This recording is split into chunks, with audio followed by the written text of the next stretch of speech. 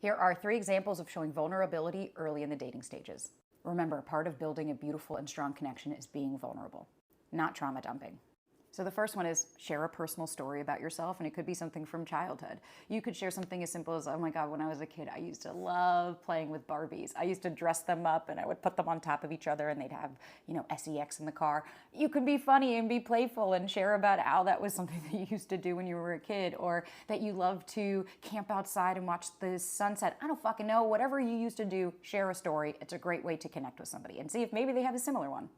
2, express your feelings. It's totally normal to tell someone, oh, I'm super nervous. Yeah, I haven't been on a date in a minute, so I'm really excited about this. Or I am so excited to meet you. Or I had a really great time. I might have been a little bit nervous, but you were really amazing and really helped me calm my nerves down.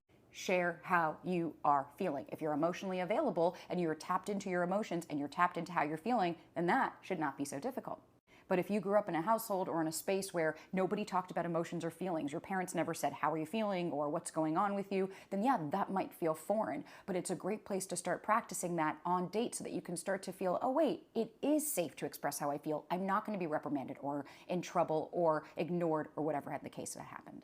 And number 3, talking about past relationships without going in a spiral. That actually is a sign of vulnerability. Being able to say, yeah, my ex was a really big narcissist and I was really unhealthy. I was in a place that I was really anxious. I had my own traumas and shit, and I was projecting them onto everybody else instead of taking accountability and realizing I was in this relationship because it served me and it served a purpose. And I've learned so much about myself since, and this is what I'm bringing into my future relationships.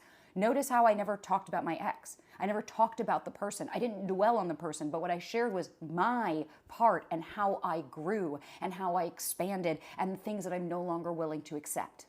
And if that feels uncomfortable for you, then stop blaming the question and start looking at what's coming up for you. There's nothing wrong with asking that question. It's important to talk about your past so that you know where somebody has been and you can start to assess if they've moved on from it. And the more you avoid it, the more that you are just kicking the can on seeing red flags early on.